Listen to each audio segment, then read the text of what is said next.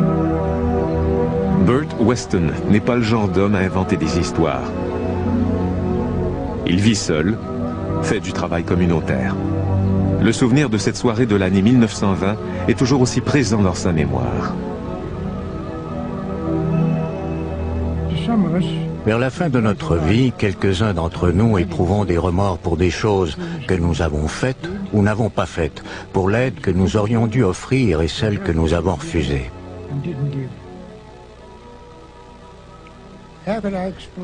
Comment puis-je expliquer ou comment puis-je raconter l'histoire de cette silhouette qui m'est apparue au clair de lune, nous terrifiant, moi et mes chevaux, pour finalement se dissiper et disparaître?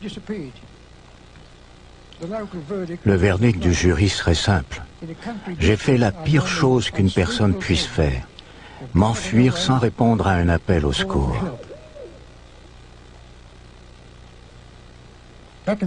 À cette époque, au début de ma vingtaine, je parcourais la campagne pour participer à des spectacles d'équitation et de courses à obstacles. Ce soir-là, je revenais à la maison après un de ces spectacles dans le sud de la région de Tablelands. La nuit était claire et l'air était frais. À la vue d'un petit ruisseau, je suis descendu de mon cheval afin de permettre à mes chevaux de se désaltérer tout en restant auprès d'eux. Je me souviens que l'eau était pure et particulièrement froide. Plus tard, le souvenir de cette eau froide allait me rassurer sur le fait que j'étais bien éveillé au moment où est survenu cet événement. C'était un soir de pleine lune et sa clarté répandait une belle luminosité sur toute la campagne.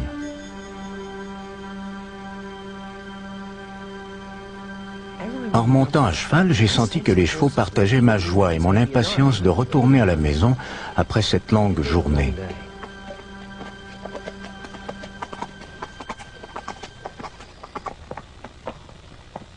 En sortant du ruisseau, j'ai vu Dingo Creek. C'était le nom d'une grande ferme de la région. Cet endroit m'était familier car je me souvenais l'avoir remarqué lorsque j'étais en route pour ce spectacle.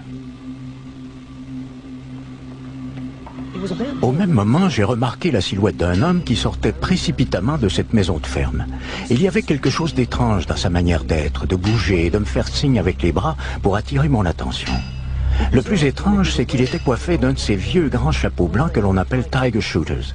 Il portait une barbe blanche, une chemise blanche et un vieux gilet dont les côtés s'agitaient dans le vent. Soudain, il est disparu derrière un arbre près du hangar.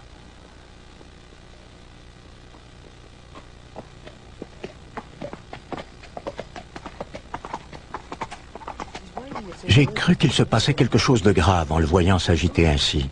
Je me dirigeais derrière le hangar pour le rencontrer, mais il avait disparu. Par contre, on pouvait y voir quelques enclos d'animaux. Je me dirigeais vers la clôture. Il y avait bien un taureau, mais aucune trace de l'homme.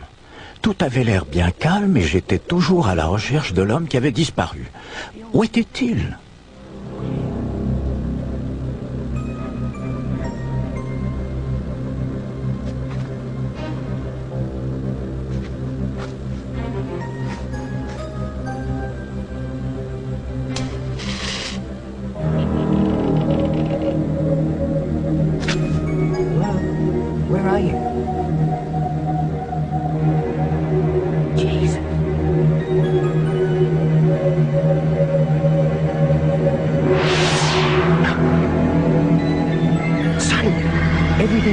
Tout d'un coup, l'atmosphère s'est changée en vent de folie. J'entendais des appels au secours. Une femme sur la véranda criait. Les chevaux s'emballaient.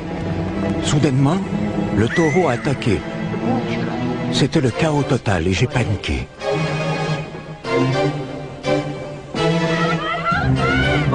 J'avais peur, je voulais juste m'en aller.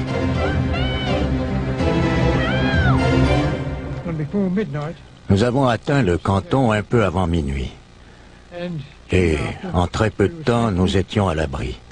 Les chevaux dans l'écurie et moi dans mon lit.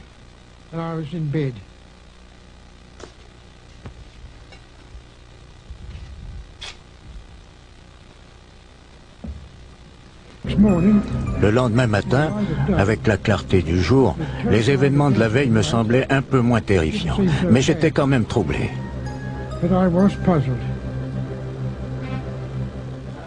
J'ai pensé pouvoir trouver une explication à ce qui s'était passé. J'avais le terrible pressentiment d'avoir laissé tomber quelqu'un ce soir-là. Have a beer, mate. Yeah, thanks.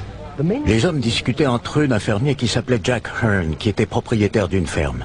Mon cœur s'est arrêté. J'ai tenté de rester calme lorsque j'ai appris que cet après-midi-là, Hearn, en allant nourrir son taureau, avait senti que quelque chose allait mal. Le taureau l'avait attaqué et encorné. Got him in the belly. Can't get careless with new bulls. Mais Hearn est revenu à la maison et s'est effondré devant sa femme Laura. Il n'y avait personne pour lui porter secours. Bleeding real bad. Not much Laura could do for him. Ils ont alors parlé d'un homme à cheval, inconnu, qui serait soudainement apparu. J'étais cet homme inconnu, et malgré cet appel au secours, je suis disparu dans la noirceur. And the horseman took off at full belt. This morning the bull was gone. Jack died around midnight. Mon Dieu, mais qui était le fantôme? Est-ce que tout ça était le fruit de mon imagination? C'était tout un personnage, ce Jack Hearn. Je le connaissais bien. J'ai aussi très bien connu son père, Frank. C'était un drôle de bonhomme, celui-là. Il portait toujours un casque Tiger Shooters. Et aussi un vieux gilet, il le portait toujours. Je pense qu'il couchait même avec. Ce qui est le plus étrange, c'est que Frank a été tué il y a 20 ans. Exactement au même endroit.